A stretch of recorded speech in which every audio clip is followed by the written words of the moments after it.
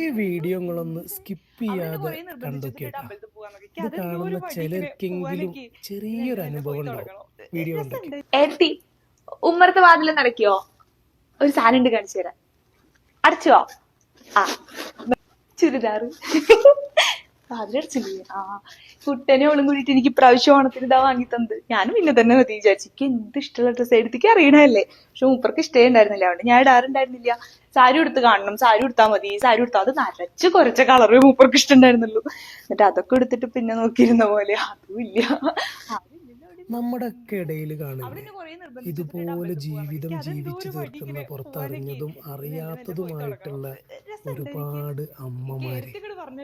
എപ്പോ തൊട്ടാണ് അവർ ജീവിക്കാൻ മറന്നു പോണത്? ജീവിതം തുടങ്ങുന്ന സമയത്ത് ഇവരൊക്കെ ഒരുപാട് സ്വപ്നങ്ങൾ കണ്ടതേക്കാരം.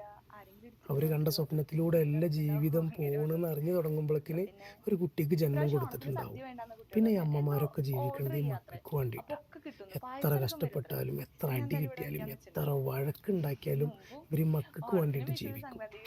അങ്ങനെ സഹിച്ച് സഹിച്ച് സഹിച്ച് പറ്റാത്തൊരവസ്ഥ, അയാളുടെ ഒപ്പം ഇനി ജീവിക്കാൻ പറ്റില്ല എന്ന് വരുമ്പോഴാണ് ഇവർ ഡൈവേഴ്സ് ആവുന്നത്.